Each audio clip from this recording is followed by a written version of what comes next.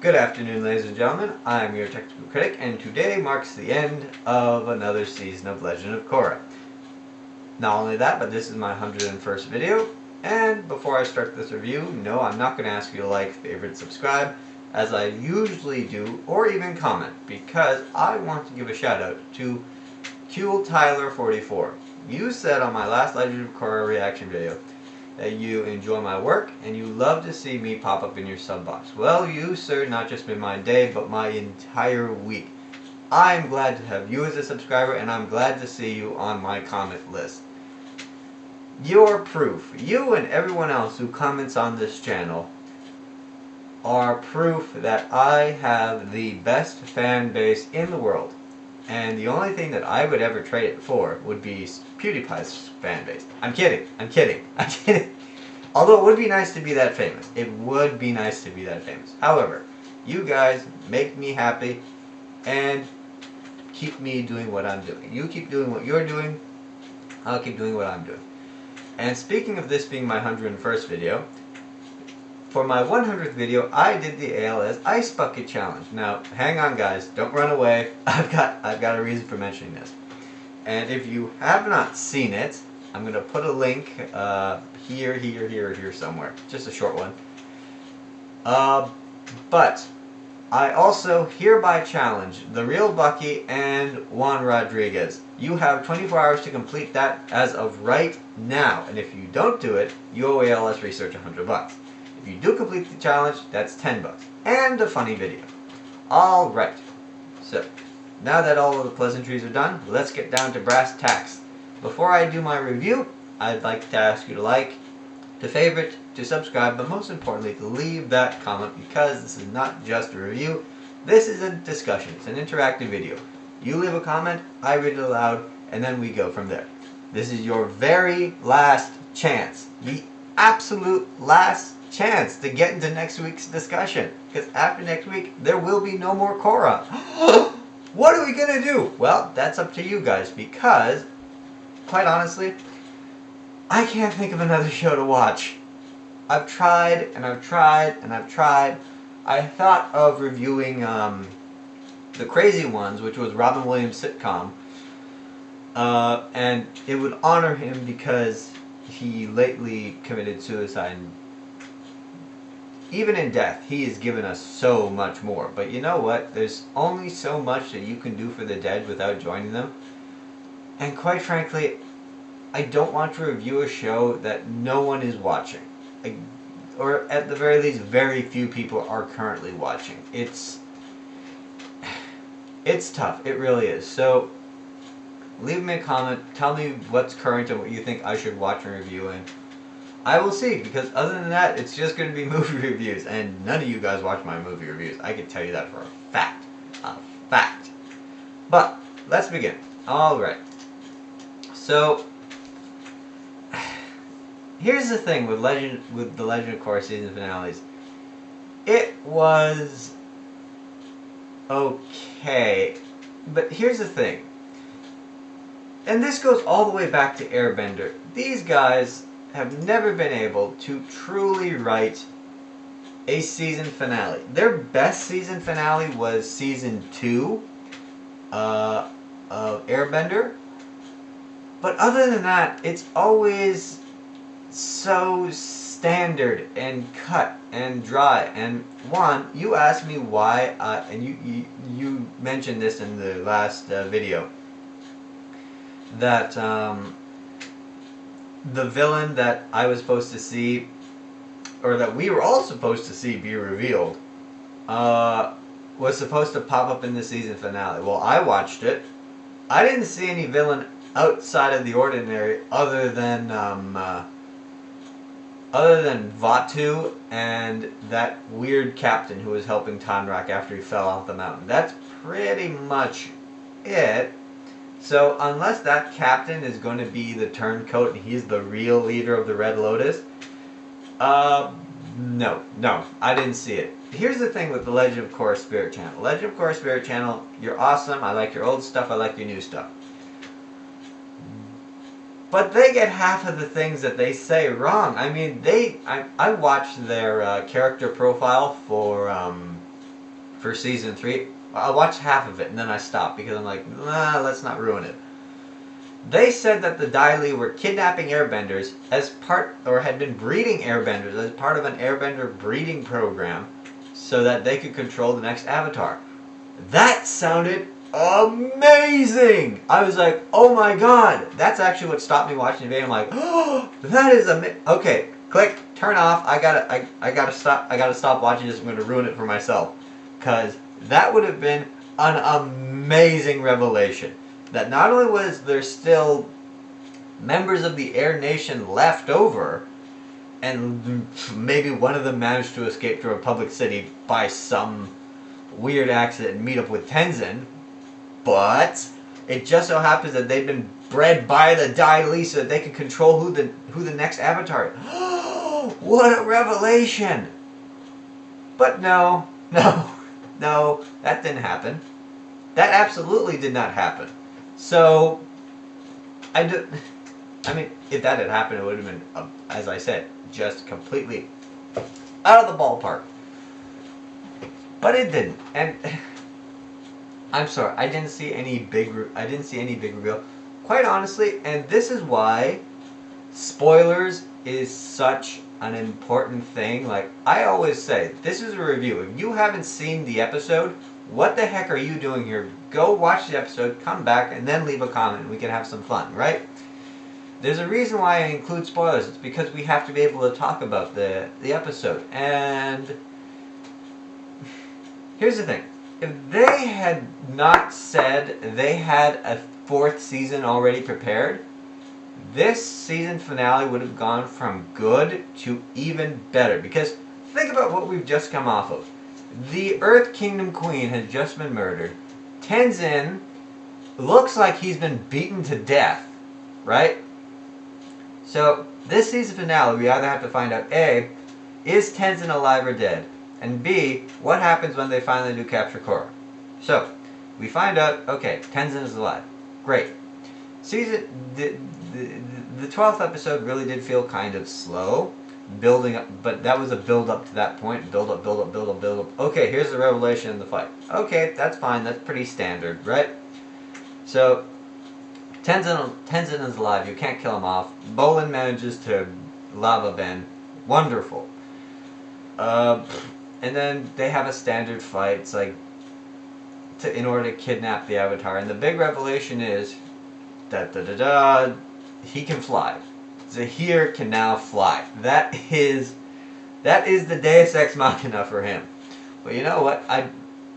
I'm not going to call it Deus Ex Machina. There are less Deus Ex Machinas in this particular season finale than in season 2's season finale, because they were just pulling them out of thin air. Like, it's like, okay, you've lost your ability to connect with Rava because she was literally ripped out of your soul.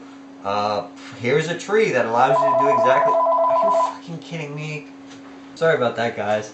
The good thing about having small families is that you don't have people just call you up at random who you do not even know in the middle of a review. But I digress.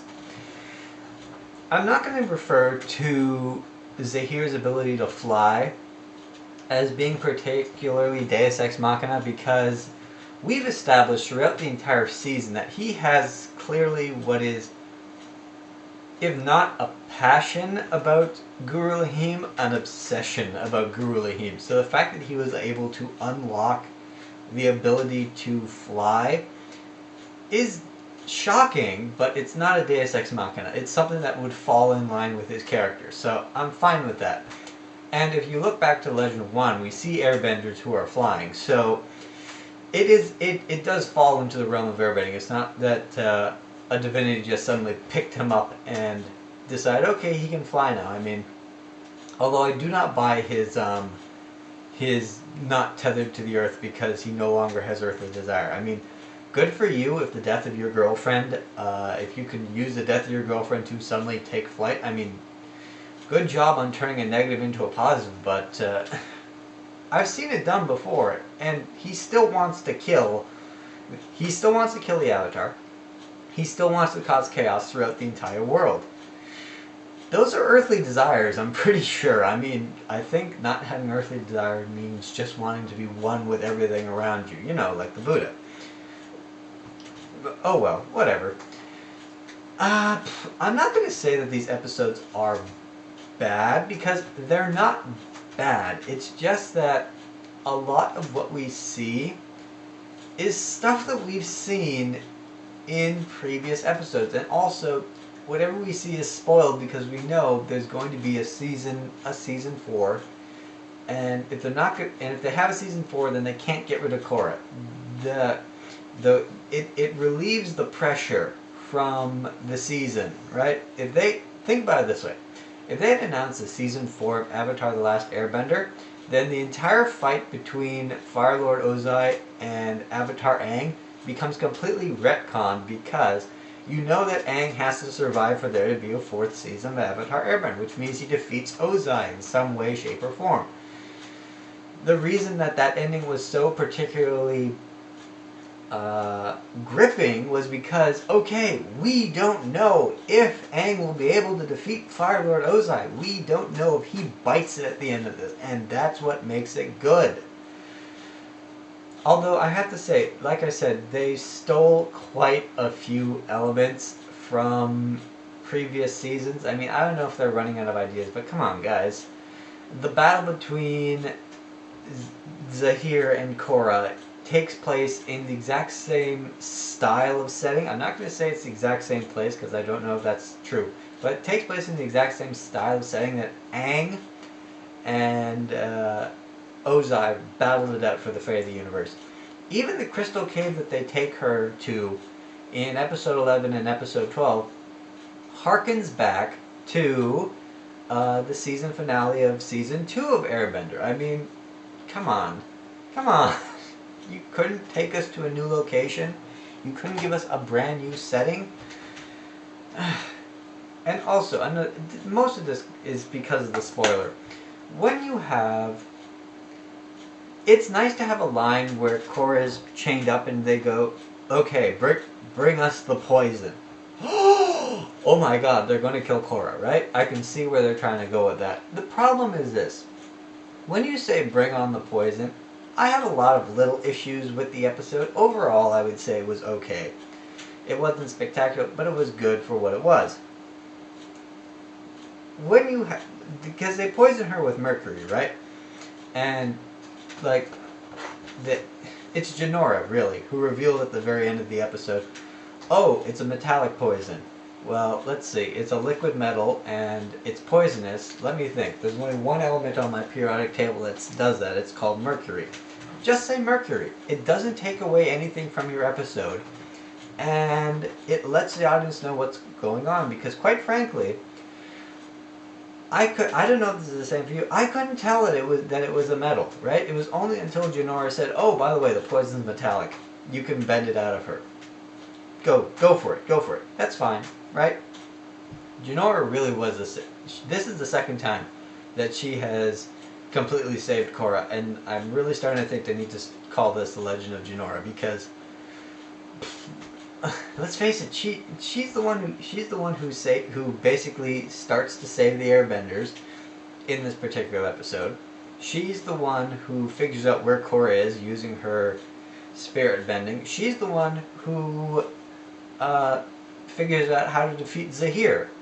She's the one who knows that that it's mercury, and that's mercury that's poisoning her in her veins. And on top of that, Jinora is Jesus. I don't mean to sound sacrilegious or to be condescending to any religion, but look at the character, and you'll see that with every other Jesus figure that they have, Superman, it's Superman, and all the others, right? Jinora fits the character profile. She dies, essentially. She enters into a spiritual purgatory. She acts as a guide to a better place, and after spending 3 days there, she manages to essentially come back from the dead in a spiritual form and defeat the greatest evil that the world has ever known. That's the textbook definition of the Jesus character. I mean, it's not like she walked on water or anything, but I'm pretty sure that as an airbender, that's a thing that she could do. It's... Come on, guys. So really, this whole episode I was watching going, okay, what is Jesus going to do to save? And she did. She did. She saved Korra, as she always does. She is the Deus Ex Machina. There is no question about that. She is the Deus Ex. Another thing about the Mercury, if I may point out, Mercury is, and this is something that was in, this is a pet peeve that I've had for the entire series. They're bending Mercury into her veins, right? Mercury is a pure element. Now, they've made it extremely clear. You cannot bend platinum. And the reason they gave in season 1, if they had given literally any other reason, I would have been completely and utterly okay with it. This is quartz crystal. With the exception of a few flecks of gold inside of it, this is pure silicon. Same thing with this. This is another quartz crystal with the exception of the bedrock, not bedrock, concrete, sorry, with the exception of the concrete on the back of it. These are pure crystals. We see in Avatar Airbender not only Aang bending pure crystals, we see Toph bending pure crystals. These are pure elements, right? They're pure elements of silica. Sand. Sand is made when these things rub together or they're blown on by wind and they become little itty bitty granulates. That is pure silica. Silica is made from silicon. Silicon is an element, just like platinum. If you can bend this, but you can't bend platinum, something is wrong. Something is completely wrong. They can bend mercury. Mercury is a pure element in its liquid form. It's called quicksilver for a reason. It does not stick to anything. You cannot mix mercury with another substance and have it bond and it not become a solid form. I took chemistry. I know this. When you get cinnabar, you get all the different forms of cinnabar.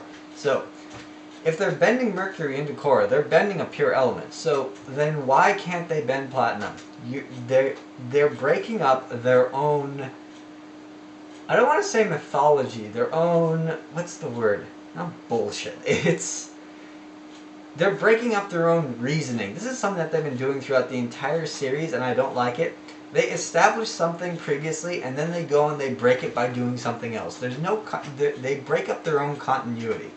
And speaking of breaking continuity, another thing that they do is the entire plan that Zahir has after capturing Avatar Korra is he's going to put her into the Avatar. It's a two-part plan.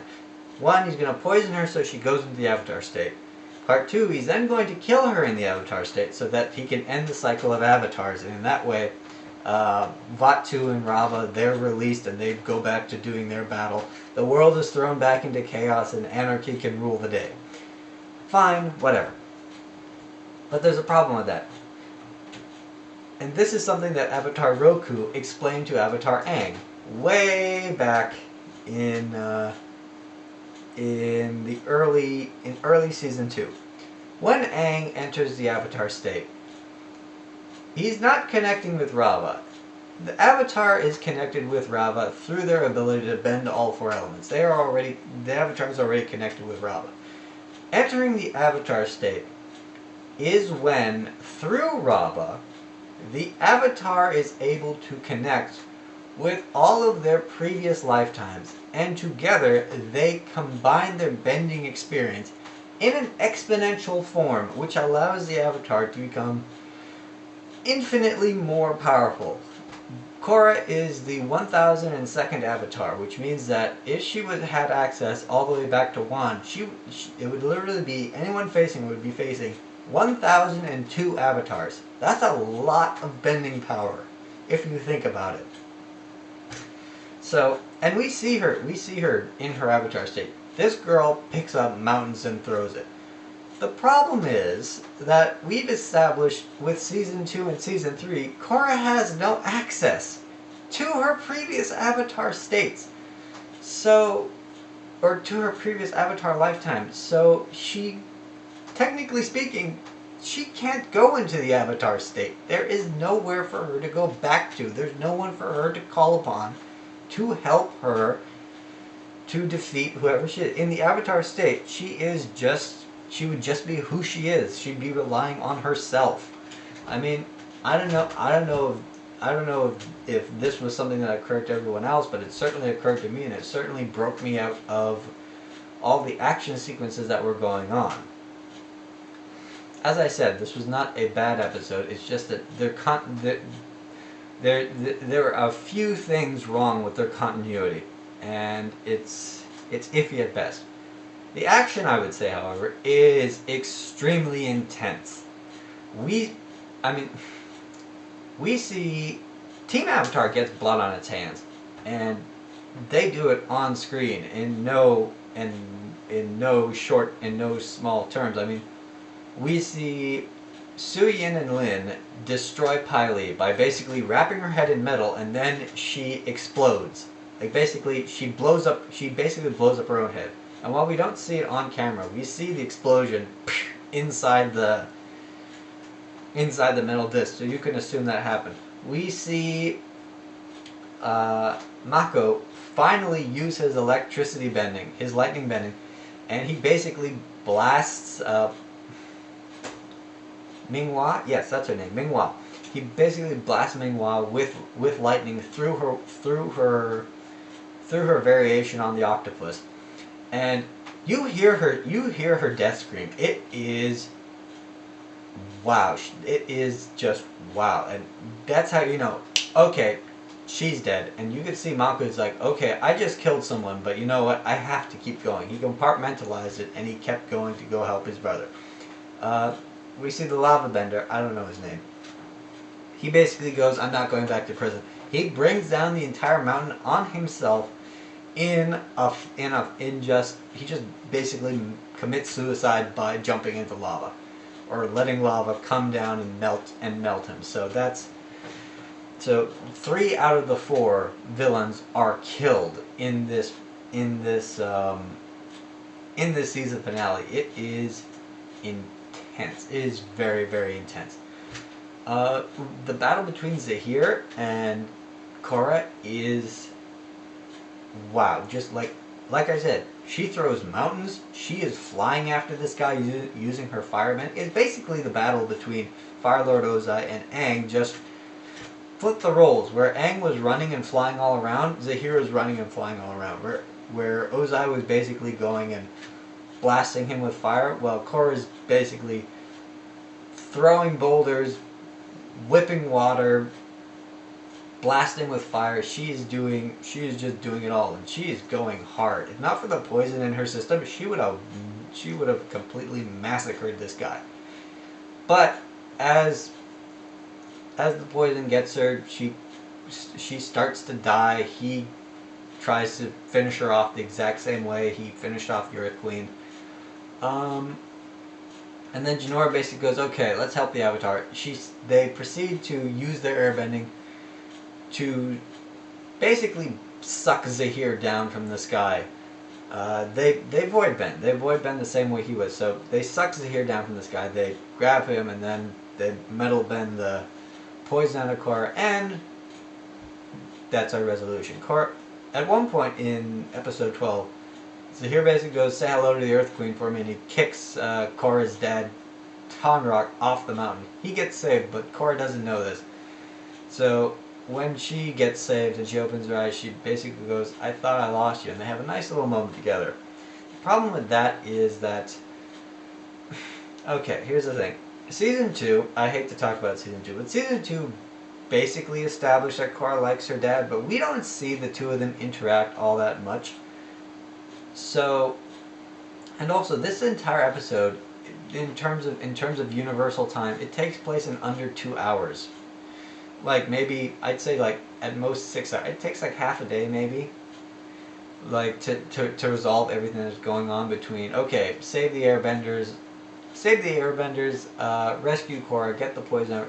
I'd say at most 5 or 6 hours. So there's not that much time. I mean, I know she thought that her dad was dead, but the problem is this. we're watching it all happen at the same time. So it's almost like there's an unreal disconnect between the loss that Korra feels here and the joy that she feels here at regaining her dad, who she thought was. I understand it. It's just that there was no ambiguity. We never actually see him. We never actually see him disappear. We see him fall off the mountain, but we also see him get saved at the same time. So, for the audience, I would say there's not that sense of, oh my God, he was actually killed, or he might have actually been killed. If they had just kept him off screen long enough that he turns up and it's a surprise that he's not dead, well, I suppose you could say it was a surprise that he wasn't dead when he was caught falling off the mountain. That was the surprising bit. But it leaves a lot of dead. My point is, it leaves a lot of dead time in between, which basically normalizes him being back. So while the audience is normalized, Korra is not, and that's where that disconnect comes from. Like Catherine, when she watched it, she said that she honestly started to cry because it was a beautiful moment. I can understand that, right? Because it is a beautiful moment. I'm just saying that, for me personally, there was a disconnect because I know he's alive, so I'm not in the same place Korra is. Okay, so let's see. Yeah, okay, that's pretty much. What else? Okay, so as okay as everything was on the in-between of this episode, I would say that the two redeeming things. There are two redeeming things. It has to be the ending. Between Korra and Asami, the Korra-Asami relationship that we've been developing all this season, and the ending with Jinora. These two things are truly the saving grace of this episode because they are so beautiful. I honestly think they made these episodes for me. They are what took them from mediocre to good. And as I said, if we didn't know that there was a season 4, I just said that they would have gone from good to even greater. Right? So throughout this entire season, starting in season 1, starting in episode 1, even before episode 1, back in season 2, there's been this buildup of a friendship between Korra and Asami. Now, Asami, by all rights, has every reason to not want to be friends with Korra. She's responsible for her dad being in prison. She stole her boyfriend right out from under her in season 1. But Asami is bigger than that. She's stronger than that, and she's better than that. And that is genuinely what makes her a good character. And starting in episode 1, she basically goes, look, we've been through a lot, and it was topsy-turvy turmoil. Let's just put that all behind us and try to be friends. And they start to be friends, and you see it. You see their bond genuinely grow throughout the season. And the ending, with her putting a pin in Korra's hair, prepping her for the ceremony, and basically going, look, I'm here for you, whatever you need. That is a true and real relationship. That relationship that the two of them, that Korra and Asami have developed, just as friends. I mean, I don't think that Nickelodeon has the courage to take it beyond that and show them as a non-traditional couple. I would be over the moon if they did that, and I'm sure that a lot of fan fiction and fan artists would rejoice for that. I mean, they're already rejoicing, but even more so. But just the genuine development of these two coming closer and closer and closer together, it feels so real, and it is so much better than anything that we have seen in the previous 2 seasons. I mean, I ask you honestly, between Asami and Mako, Asami and Bolin, Asami and Korra and Mako, of those 4 relationships, which one feels like it was not forced together? Mako and Asami, yeah, she ran him over. She ran him over with her motorcycle. He's hot, she's hot. Sure, let's stick the two of them together. Korra and Asami, or not Korra and Asami, Korra and Mako. Well, he's hot, she's the Avatar. She's also a girl, which means she has to have a boy. Also, we're doing this to spite a whole bunch of Zutarians. Here, let's stick them together. Maybe they'll calm down about Zuko and Katara never getting together. Because, you know, fire and water benders, they naturally go to... Whatever, right? These things were all put together because it's like, okay, we need to have our character, we need to have our protagonist go through, you know, a relationship stuff, because this is for kids. And they need to see boys and girls get together, blah, blah, blah. No, they don't need to see that. It was absolutely forced. And it made the series worse off for it. I mean, I don't think there is not a season 1 or season 2 Korra apologist out there who acknowledges who does not acknowledge how much the relationship aspect of seasons 1 and seasons 2 dragged the seasons down. Season 3, this relationship brings the season up. The reason that season 3's relationship between Korra and Asami works is because the two characters genuinely care about each other. And they got there simply not by physical attraction, but because they actually got to know one another in a way that is more intimate than, hey, you look good, hey, you look good, let's hit it. And the second thing that made this season finale just so wonderful had to be the ending, where Jinora is promoted to the status of being a master airbender. She gets her tattoos. Just the setup of the scene and the pledge to make... They pledge that the Air Nation essentially makes with Korra that it was because of you that we are here, and as such, we will do our best to serve the way that you have served, to help mankind, and to give it that balance. And just the way that they do the blessing, where they bend the smoke and they do the anointing, and then she removes her shawl, and you honestly do not recognize Jinora. It looks like Avatar Aang came back again, and you really do see how much he looks like her grandfather. But which I guess is like a private joke, but and if you consider how much Jinora has as a key element, right? She has been a key element in season 2 and season 3 in particular. She really is, as I said, she's the Jesus character. So showing her as almost the embodiment of Avatar Aang, it's almost as if the writers are winking at us going, yeah guys, we know, we really overpowered this character, but you know what? Here. Just here. Take it and look at it. And you know what? It's the acknowledgement. It's just the acknowledgement and the beauty of the scene.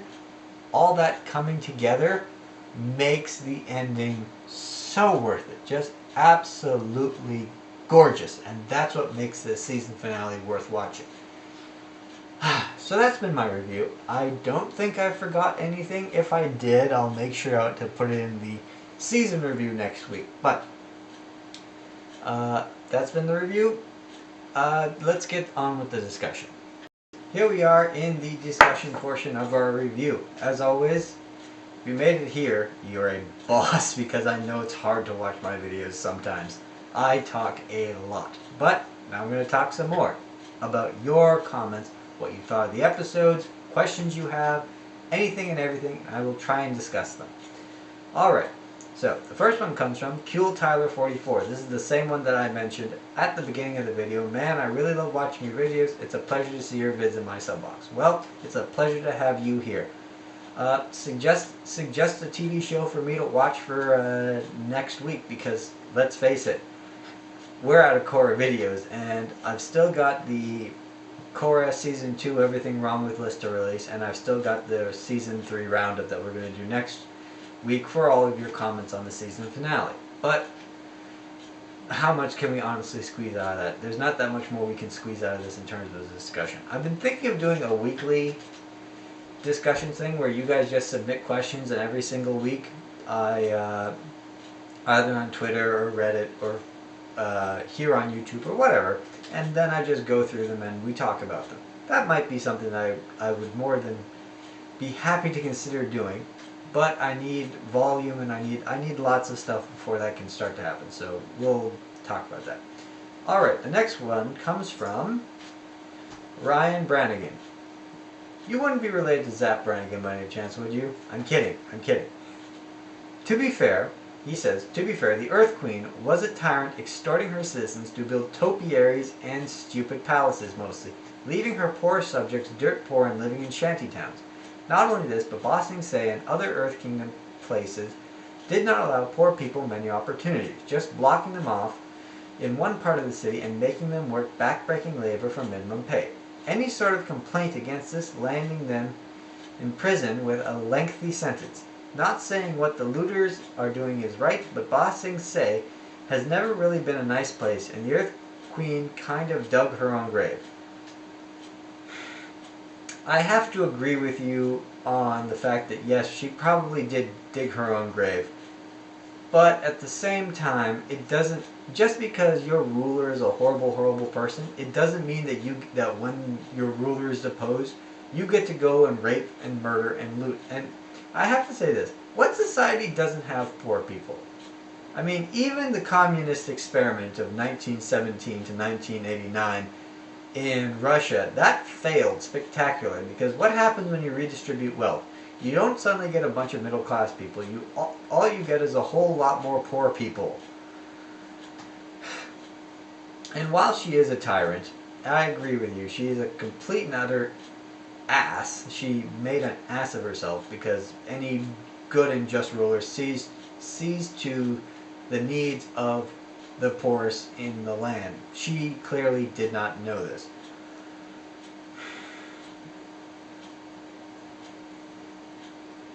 But while the poor did suffer underneath the Earth Queen, I think that the poor are going to suffer even more underneath complete and utter anarchy. Because what does anarchy breed? Crime. And where there's crime, you're going to have crime lords. And where you have crime lords, you're going to have mafias and things. They're going to take control of everything. And in that case, the poor are even more screwed than they were, because having 6 tyrants that violently fight each other for control of a city, or even just 2 tyrants, right? There's going to be at least 2 crime lords. Having 2 crime lords that are constantly fighting each other for control of a city, it's going to be gang warfare. And just people, innocent people, are going to get caught in the crossfire. At least underneath the Earth Queen, there was order. And while there was, and yes, I agree with you, it was completely and utterly totalitarian, there was at least an illusion of class, right? And that, okay, if we all cooperate together, maybe we can move forward. There will always be a society where you have an underclass that has to do the dirty jobs, and there will always be an overclass trying to suppress them. But I had this conversation with someone else on Twitter, and the conversation essentially was, yes, there are a lot of poor people in Ba Sing Se, and yes, they are extremely underprivileged. But if General Iroh can move from a backwater tea house in the lowest ring to owning and running his own establishment in the upper rings, while he may be one of the very lucky cases, and he is an extremely exceptional person, I would say that that at least gives a model that yes, there is a way to track yourself through into the upper class. It's just like regular life, with hard work, education, dedication to something that you love, and a huge helping of luck. Yes, you too can move from the lower ranks to the higher ranks. It's just like you're on YouTube, right? We're all here making videos. But if you're dedicated to what you do, you love what you do, you work hard at what you do, and most importantly, you have a massive helping of luck. Guess what? Soon, your PewDiePie, or Bogey2988, or Dexterity Bonus, or the Cynical Brit, or someone, just someone who is well known. Look at Jenna Marbles. She made what could be considered a brilliant video, and if it was not an accident, it would be considered complete and utter viral marketing. She made how to trick people into thinking that you're good looking. The title alone is extremely condescending, and yet, because of who she is, because of what she did, and just because other people decided, hey, you know what, this was funny, I'm going to go and share it with other people. That is a gargantuan amount of luck that somebody says, oh my god, you're an ass. Dislike. Look at Rebecca Black. 1 million dislikes on YouTube, and she is famous. Now that was actually viral marketing at work. But for 20 grand, she is now a multimillionaire. Come on. If that's not the definition of winning the lottery, I do not know what is. So that's essentially my feeling on that particular part. Now, the comment continues. Cases like this in real life have been sources of revolution. Example, communism and riots. Because of the poor being sick of being trampled on and lashed at. Spelling mistakes, I don't mind. And with the corrupt government head assassinated, like it's not a far stretch how insane Ba Sing Se has become. Even Su Yin said it would be better if the Earth Queen would step aside and the systems become essentially more democratic, which would be a more stable system to handle this sort of thing. Okay. Su Yin saying that the Earth Queen should step aside was really a red herring for, is she evil? No, I don't think she's evil. Well, she might be evil. So that's been worked out. However, let's look at Su Yin's position. Who is she?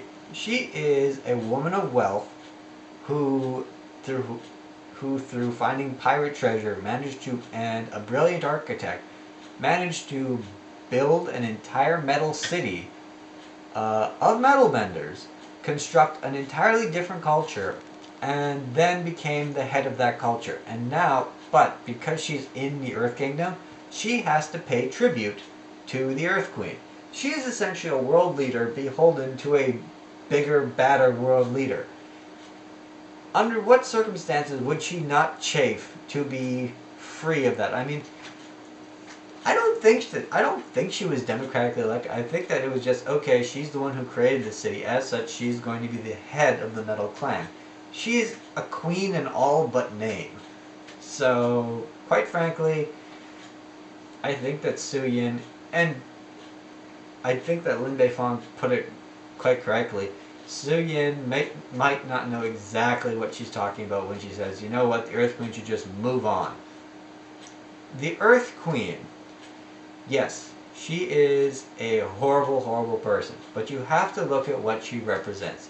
She represents an order that raised the walls of Ba Sing Se, which are not just a defense, but they are a symbol. They are a symbol of the power of the Earth Kingdom. They have protected it. They have kept it in order, not just for her lifetime, but going back all the way to the dissolution of the Lion Turtle cities. Zahir, by killing the Earth Queen, has eliminated something that has existed for over 100,000 years. Remember, Avatar Roku said there were 1,000 avatars who have mastered all the elements 1,000 times over 1,000 lifetimes. Assuming each of them lived to be at least 100, or if it balances out to be 100 years per person, that's 100,000 years.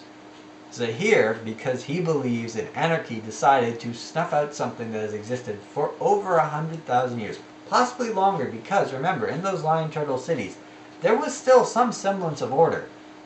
Be it the Wu family in the Fire City, or whoever it was that ruled the Earth Kingdom City. We don't know. We never saw that. My point is this. The Earth Queen may have been a horrible, horrible person, but eliminating her the way she was eliminated is not the correct way to go about it. Revolution has never solved anything. I mean, I know that I'm talking to essentially America, and yeah, you guys won your revolution. I get it, but that was really a revolution of the rich. I'm sorry, but that's what it was. It was rich people said, you know what, we don't like paying taxes to the royal government. Let's coerce everybody into breaking away, and that's essentially what they did. And then they took control of everything. See, it's because the reason that worked. The reason that worked is because after the disillusionment of the British colonial government, you still had all the systems of order in place. It's not like, okay, here's a revolution, everything is going crazy. No, it was, okay, we're breaking away, but we're going to build our own government after that. And here's what the power structure is going to be. It was really a civilized revolution, if you think about it. Not like the French Revolution, where they just said, off with the king's head, and then we're just going to wing it from there. Which is pretty much why Napoleon became a thing. But I digress. There's still more to this. As for the Daily, they're probably overwhelmed. I mean, there are probably thousands of, or even millions of citizens in unrest because of the Red Lotus. Also, that isn't Jin, it's Yin, a completely different character. Also, Ming Hua, the armless wireman, is voiced by Azula's voice actress, if you didn't know. Well, I honestly... Look, we were promised that the main villain would be Azula. Or at least voiced by Azula. Ming Hua is a side character. She's a side character to a side character. Because she's a side character to Pai Li, really. Who is a side character to Zahir. So, look, there's no two ways to slice it. I'm not going to argue with you on the point that it's voiced by Azula. Yeah, I believe you. But she doesn't have that much lines, and in terms of development of evil villain characters, she's kind of just there to do whatever Zahir tells her to. You don't feel any kind of uniqueness in terms of evil villain character the way that you felt with Azula and her minions. Like, you got a feeling for Ty Lee. You got a feeling for oh god, what's her name? Why am I blanking on it? The one who throws the daggers! Oh man, oh, this is embarrassing. Azula, Ty Lee, and... Damn it! I was just reading her comment. Mai, that's it, Mai. Her name is Mai. So, yeah, so between the three of them, you actually got an idea of their personality as we went along. But then again, we did spend a lot longer with those particular villains. As such, meh. I can only say, oh well then. And as to the Daily, there is an army of Daily. This is not the first time this has happened in Ba Sing Se. Surprise, surprise. I actually have seen one of the lost episodes of Avatar Airbender. It's where Aang is reconnecting with some of his previous Avatar incarnations, and one of them happens to be Avatar Kyoshi. Avatar Kyoshi lived to be 273 years old, and was born in the area that is now known as Kyoshi Island.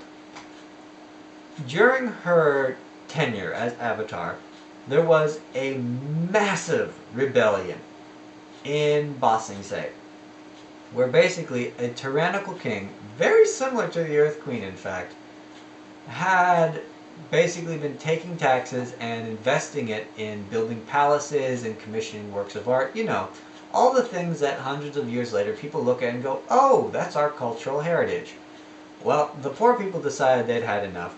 They, using the trains, broke into the upper ring and were basically rioting, demanding that the king be deposed and that democracy be instilled, where they get to rule instead. Avatar Kyoshi intervened on behalf of the king. The king basically said, "You are of the Earth Kingdom. You do what I say," and she basically kicked his ass the way that Roku did with Fire Lord Sozin. He said, "Look, they're going to destroy all of our cultural treasures," and she's like, "Look, you've been a tyrant. You're going to make. Here's what I'm going to do. I'm going to save your reign. You're going to make as many concessions as they want in order for you to keep your throne.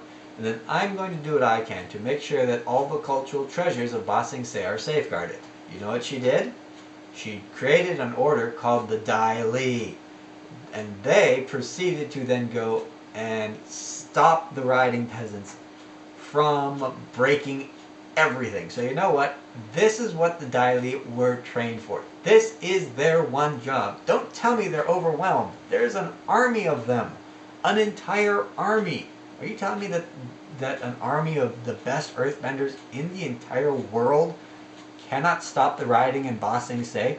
Especially if you consider that the villains who caused the rioting in Ba Sing Se left the second, literally seconds after they killed the Earth Queen. They kill the Earth Queen, they release everybody from prison underneath the palace. The lava bender goes, he breaks down the wall. They then proceed to get into an airship and leave in under 5 minutes. Come on. The Dai Li can handle this. At least patch the gap in the wall. That will stop them from coming in, and then you can push them out using your hand earth bending techniques. Especially with all those traitorous guards around. I mean, come on. These guys are the KGB. But you know what? I'm not surprised that they're not able to handle it because, let's face it, when the Dai Li that we've seen in Legend of Korra are nowhere near as kick-ass as the Dai Li that we have seen in any of the other incarnations of Avatar, be it the comic book series or the cartoon, because and at least those two mediums, those guys were deadly. They struck like silent lightning. These guys could just get a job done. No questions asked. Not a word said. This one, well, you know my complaints about the Dai Li. They did nothing. The fact that a bunch of untrained airbenders, plus the Avatar, plus Tenzin, were able to hold these guys back, and just by blasting them with air, and them not firing a single shot, speaks to how far the Dai Li have fallen. Remember, and I've said this before, when Zahir jumped up into the palace, remember, here's the doors, he jumps up, there's rafters right here, and he jumps up and he walks along. Now, why do you think that there are open rafters in a palace? You would think, that's something that you might want to cover up, right? No. The reason that those rafters are up there is that's where the Dai Li agents are supposed to be posted. They're supposed to stand there and watch to make sure that people like Zahir cannot get in and spy on the Earth Queen, and that if by some strange coincidence someone should manage to breach the inner sanctum of the palace, they drop down and proceed to capture them. That is the Dai Li. We see it just a little bit in episode 4 where they're up on that scaffolding and they jump down in perfect formation. That's Dai Li training. That's how they're supposed to operate. But the fact that they can't control this riot, I'm not surprised. I'm just saddened. I'm very, very saddened, and I'm very sorry for all of those poor people who are now affected by that particular riot. So that's my feelings on that particular one. Alright, the next comment comes from Kirby Sonic Team.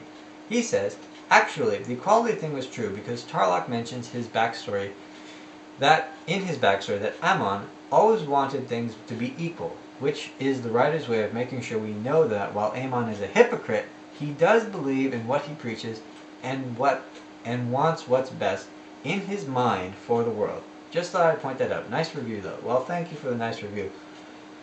I'm not sure about Amon's motives. They're extremely unclear. At first it seems that he wants to be the ruler of basically Republic City. He basically wants to destroy all the benders so that he is the only one in power. Because let's face it, let's walk through this logically. What was he going to do after he finished taking away everybody's bending? I mean, honestly, between him and his thugs, look, if he had only gone after the clans and was basically clearing out the crime that the regular police could not, applause to him, because you know what? He's taking out bad vendors. But what Amon does not seem to understand is that just because you have the ability to bend does not make you evil. It just makes you slightly different. It's like saying that somebody can jump high is suddenly a criminal because they can jump fences. No, no, it's not true. It's absolutely not true. It's, and then what do you do? Slice off one half of their foot so that they can no longer jump that high? No, it's crazy. That's insanity. I agree that that Tarlock was essentially using bending to control all the non-benders in the city, which is wrong. But you know what? Amon was using spirit bending or blood bending to control all the benders in the city. So you basically got two sides of the same coin. It's just the coin is evil. So I don't know. Put some holy water on and sanctify it. That's all you can basically do. They're both evil. It's just neither of them are any. They're both hypocrites. That's basically what I'm trying. They're both gigantic hypocrites, and neither of them want what's best for the city. I mean, yes, equality would be best for the city, and the city got that, right? I mean, they all elected their own particular mayor. They were no longer ruled by a council of delegates from each state. I mean, so I think that could have been the best outcome that they possibly got, and they did get it. So in the end, Amon did make everything equal. I just disagree with the way that he went about doing it, if you understand what I mean. Alright, thank you, Kirby. And the next comment comes from Ruki Moogle. She says, sorry if you've answered this question before, but why do you have your face mask? You look like you're filling in for the Phantom of the Opera. Well, first of all, my face is about 10 times worse than his is. Secondly, my Phantom of the Opera mask is in that bag over there. Thirdly, the reason I keep my face mask, and I've been meaning to make this video for quite some time, and if I ever get the will, I will do it. But the reason I keep my face mask is because it allows me to remain anonymous on the internet, and that helps me in my job because I'm not allowed to post videos to the net. And this is my nice way of skirting around it. As long as you guys don't know who I am, I can continue to do what I do. If I ever reach 100,000 views, I will take the mask off, because by then I'll be able to support myself off this, right? Who needs to work when you can make YouTube videos? LOLOL. But a further more philosophical point on this is that I'm just a regular person on the internet, just like everyone else.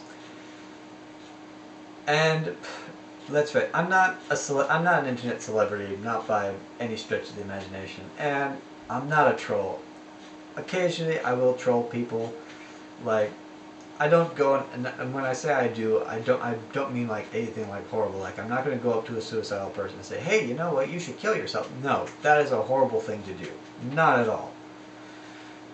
But, like, as I mentioned, my cousin is a One Directioner, so now and then I'll troll her and I'll say something that'll raise the Directioner's blood pressure, and I get a little chuckle out of that. So that's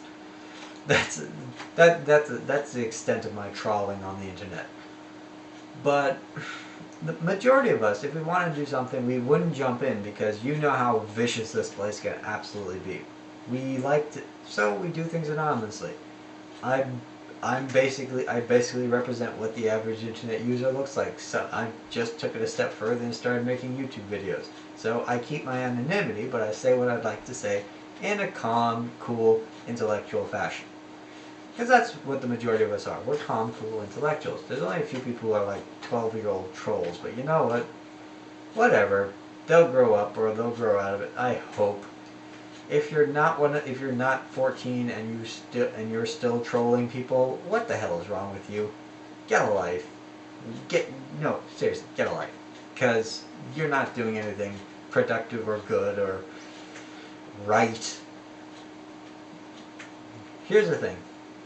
Take all those hurtful comments. If you're a troll and you haven't already clicked away, take all those hurtful comments that you say to other people, go stand in the mirror and say them to yourself and see how it feels. That's my soapbox moment for the day. Thank you. I'll be here all week. Alright, the next comment comes from Juan Rodriguez. Hello Juan, nice to have you here as always. Thank you for reading my comment. Now this episode is intense, and look forward to the next one. On this one, Tenzin really got his ass kicked big time, but it's his own fault. Why?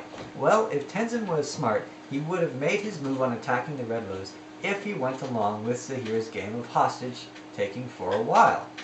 Then, when they lowered their guard, he would have attacked the Red Lotus along with Kai and Bumi backing him up. But no, the writers wanted Tenzin to show his machiness by taking them on with making a plan. But he is not dead, not by a long shot, and I don't think we will have a resolution on this season finale. I still think we have not seen the real bad guy on this story arc. Remember the video I told you to look at but you wouldn't see it? Well, the character has not been seen, but I think he will make his grand entrance on the season finale. The real Bucky then proceeded to comment, and I mention this just because I've got a general thing to say. He says, "Don't you mean she?" And Juan proceeded to say, "The video I'm talking about is one from Korra's Spirit channel. There's a video of the villain being revealed and it's not a girl." Well, my dear friends, what villain where? The finale is over and I don't think any of us saw it. Like I said, Korra Spirit Channel, they're a great look, I'm not going to go to war with the Korra Spirit Channel, but I went and I looked. And I did not see, as soon as the season finale was over, I went and I looked to see what I was supposed to see. I did not see anything worth noting.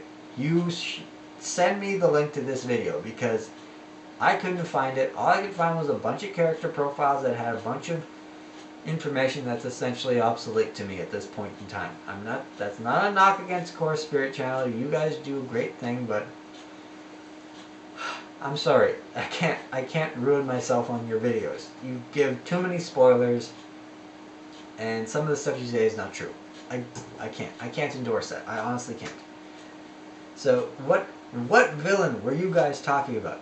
I don't see it. Bucky, are you referring to Su Yin? Because she saved Korra, so unless she's going to reveal herself in season 4, that was a pretty bad, of all the moments, that would have been a pretty bad moment to not be a turncoat. I mean, Korra was almost dead. Why not just go through with the plan? Right? Come on. That's... And are you referring to Vaatu? Because if you're referring to Vaatu, he was just a hallucination. He wasn't a big revelation or anything. I know that he's stuck inside Korra's soul, and at some point they've got to address that, but for now, it seems that the writers have completely forgotten that they left the being of pure evil inside the Avatar. Oh well. Now, the next comments, most of them, all of them, come from Real Bucky. Hello Bucky, you are my most vocal commenter and I love you for it. Thank you. He says, the first one says, "You never mentioned Korra meeting Iroh at all. Why not?" Well, the answer is simple. I completely forgot. It did not cross my mind in the review. Plus, it was, as far as scenes go, it was fine. There was nothing particularly pressing about it that made me absolutely need to talk about it. So that's the thing. Uh-oh. I hope that's not broken. Anyways, I'm uploading via flash drives because my computer ran out of disk space. But okay, let me talk about this. Korra meeting Iroh, yeah, it's a Deus Ex Machina. It completely is. He pops up out of nowhere. His excuse is that he's looking for a teapot. What he's doing there, I don't know.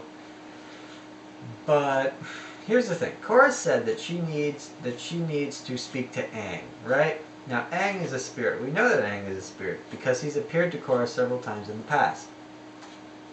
And you've seen him appear to Tenzin. So that means that he's in the spirit realm. Instead of going and talking to Zuko, she could just go and talk to Aang directly via contacting him in the spirit world. He's there. All she has to do is go and find him, and then she could talk to him and get his advice, whatever she needed to hear from him. I mean, that's the simple bit. I don't know. That's just my thinking. I mean, maybe it would have taken too long in terms of the writers. But okay, guys. Next question is: personally, I think Korra would be a big fluffy spelled with a W, Samoyed, while Asami would be a sweet, fluffy Shiba Inu. Well, actually, isn't a Shiba Inu? That's the same dog that that Total Biscuit owns, John Dane, otherwise known as the Cynical Brit. Yeah, I'd say about that. Yeah, I'd say so. I wouldn't be able to say otherwise. I mean, it's not like it's not like I could say that Asami would be a beautiful attack poodle or something like that. But I don't know dogs. I really don't. So there's your answer, Bucky. You got it. All right. The next one is: would you say that I have poor taste for watching Legend of Korra over something else that's critically acclaimed on television at the moment? Well, that depends. What is it that you're not watching? I know you said it's the decision of the person, but still, I say this because I stopped watching Breaking Bad after starting it. How did you do it? Teach me your ways. That show is too good to stop watching. The show's awesome, but I just haven't focused on watching it again. Would you say I have poor taste for caring more about watching Korra than Breaking Bad? No, because I watch Breaking Bad and I watch Legend of Korra, and to be quite honest, I don't make reviews of Breaking Bad, if you haven't noticed. I do, however, make reviews of Korra, so take that as you would. I wouldn't say you have bad taste for watching Korra. Excuse me, for watching Korra, because it's, at least this season, it's a good show. Would I put it on par with Breaking Bad? Do I want to incur the wrath of Vince Gilligan versus please my fan base? Please my fan base. I would say that due to its gigantic world, unique story, yeah, I would say it's on par with Breaking Bad. Especially with the animation, you see things that you would never conceive happening, and it's wonderful. Breaking Bad is that awesome crime show that, hey, look, here's a regular guy who's doing something bad and getting away with it. That's great. And it's just watching the progression of the character as he breaks through all of those lines, eventually getting to the very bottom. Korra has actually started that descent. I actually think that they're looking more at Game of Thrones, but they're starting that descent. They said, okay, we're going to have our villains kill people off camera, then we're going to have our villains kill people on camera, then we're going to have our main characters kill people off camera, and then in the very season finale, we're going to have our main characters of Team Avatar kill people on camera. So that's basically the trajectory is they're breaking through those walls. So really and truly, they're all following the exact same path. So yeah, I wouldn't say that you're a bad person or that you have poor taste. I just think that you have your priorities rearranged differently than the majority of other people. I mean, most people would say, Legend of Korra, what the heck is that? I'm going to watch Breaking Bad because it's a cultural phenomenon and everybody else is doing it. Oh well. Alright, so the next comments, not Korra, not Korra, not Korra, not Korra. Hello, Kira, I acknowledge you. The next one, oh wait, hang on, there's one more that's not real Bucky. It comes from N. McKinney. He says, about the description, on Friday they're releasing 2 finale episodes of the season. One other thing, if they had kept doing the 2 a week thing, the 2 episodes that are going to be released on Friday would be released at the first Friday of the month. Here's the thing, I don't care when the episodes are released, I just want to get to the story as soon as possible. And to be quite frank, this whole thing started simply because they decided, okay, we're going to release the first 3 episodes online, or not online, we're going to release the first 3 episodes all at once. And here's the problem with that. When you release 2 episodes at once, that's good because those 2 episodes go together. You'll notice, the Metal Clan and the one that comes after that, or just all the episodes that have gone together, right? But when you release 3 at once, you end up cutting the episodes basically in half. So whereas you would have a weekly, okay, here's the story, here's the resolution, done. You end up going, here's half the story, you gotta wait a week to see the other half. And that is hair-pullingly brilliant because while it keeps your viewer watching, it makes you so angsty because you're like, I gotta see what the next half of this is gonna be. But at the same time, a week passes. In internet time, that is a year. To be quite frank, by the time that happens, I've already forgotten half the episode that happened before. I've got to go rewatch that and then watch this. And since I've already told you about how I watch the episodes, that's not good for Nickelodeon. And then when they released it online, let's look at other series that release online. Let's take Orange is the New Black as an example. What do? When they release online, they put all the episodes out and say, here, watch them at your convenience. I marathoned through Orange is the New Black thinking that I was going to do a review for it. But guess what? The Korra trailer dropped. And then all hell broke loose, and now it's 3 months later, and I'm not doing an Orange is the New Black review anymore. Was it okay? Yes, it was. I still don't like the show, but I still like the characters in the show. Oh well. So, the 2 episode a week thing, when they stopped doing 2 episodes and started only doing 1 episode a week, because the transition for that is really original Airbenders, where you have an episode that basically stands on its own, it doesn't connect to anything else. That episode is basically the transition episode. Say, okay, here, this is where we get back on track with the rest of the series. So they must have planned this out, that okay, we're going to release 3, then we're going to keep it halved, and then it's going to be original Airbenders, and then whatever. Because you don't break up episodes like that in post-production. It just doesn't happen. That has to be pre-planned. So whatever they were doing, they basically ended up robbing themselves of a 14th episode. And to be quite frank, a 14th episode wouldn't have been bad. I think we could have used it to do a lot more with the story that we were given, because Airbenders are back in the world. That's going to be the overarching plot line for this particular series. That, yes, we have Airbenders back in seasons 3 and 4. That's going to be what connects the 2 of them. Not the villains, not anything that's happening. No, those are like more mini-series. So that's my feelings on the release. That's why I was that's why I was so angsty about them not releasing 2 episodes a week like they originally had been doing. It seemed like it was just a way to continue to extend what were already a series of very, very bad decisions. Alright, the next comment is Real Bucky again. He says, no, no, no. The Avatar does not learn airbending first. Each Avatar learns a different element depending on their birth nation corresponding to the cycle. It goes like the following. The first Avatar's birth nation's element, and the second is the first element the Avatar learns. Earth to fire, fire to air, air to water, water to earth. Well, to paraphrase Lieutenant Aldo Rain from Inglourious Basterds, oh yes, yes, yes, yes, yes, yes, yes, if you recall, I have 2 sets of precedents for this. 1, Avatar Roku explaining how the Avatar cycle works to Avatar Aang. Especially when he finds out that when the Fire Sages tell him that he is the Avatar, he goes directly to the Air Nation, Earth Nation, Air Nation, Water, Earth, and then he comes back to the Fire Nation and studies advanced bending with the Fire Sages.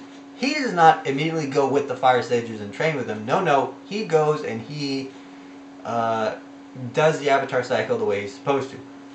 And another point, when Aang goes to Zhang to try to learn firebending the first time, when he burns Katara's hands and she figures out that she has the ability to heal people, Zhang particularly says, you cannot learn firebending until you have mastered earthbending and waterbending, because water is what allows you to learn how to balance. Earthbending teaches you to be steady and to be patient. Firebending is extremely dangerous because, as I put my rock away, but a rock will not throw itself without the bender, right? Fire, on the other hand, if I was to light this stick on fire and just put it here, this would consume the stick and then proceed to consume the desk and everything around me. Fire is a living energy. It's not even an element. It is the physical manifestation of energy. You have to learn air, water, earth, and then fire. Otherwise, you cannot learn the discipline in order to control any of them. What do you say to that, Real Bucky? Now, he says, yes, what happened in Ba Sing Se is what happened in Ferguson MMO. It's pretty scary that those two events happen so close together. Well, the events of Last Thing Say were probably planned out sometime in early March. What happened in Ferguson is extremely sad, especially with the cover-up, just the poorly attempted cover-up that is going on there. I live in Canada. We see this all the time. But I think, you know what, the police should just be honest. Yeah, we fucked up. This guy, we're going to fire him. We are sorry to the family. Yes, present your lawsuit and we will finish this. That is the way that they need to operate this. Not this gigantic cover-up, but look at what they've caused. It is amazingly bad. Just the levels that people go to defend their dishonest actions. It is amazing. I am astounded at the incompetence. Alright, and the very last comment from Real Bucky, he says, or sorry, not the very last one, the second last one. He says, if you want to become a true intellectual and the greatest, most level-headed critic the world has ever known, you would review the following video and tell me what you think. N-Word Turtles, Episode 2 Spoof. I'm not trolling, I'm just sharing the awesomeness that is the N-Word Turtles. Sorry, don't hate me. Well, I don't hate you, Bucky. I'm just disappointed in you. However, because you are my most vocal of fans, yes, I watched it and I will review it. I think it's creative in all the ways creativity can be done badly, because it clearly shows that someone took the time and effort to watch the episode, take whatever dialogue they had, and essentially, there's no not racist way to say this, turn it into stereotypical, you know what I'm getting at. Well, the episode is titled N-Word, so what do you want me to say? It is amazingly bad. I think it's extremely creative, and I think that they did this the exact same way that the Nostalgia Critic does his videos. He basically watches something, he and his brother go and they make jokes about it, and then they go and they interpose those jokes over the video. Someone watched the Ninja Turtles, went and made really bad dialogue for it, and then proceeded to superimpose it over the videos, and ta-da, they're internet famous. Is it creative? Yes. Am I angry that I didn't think of it first? No, because I'm not racist, but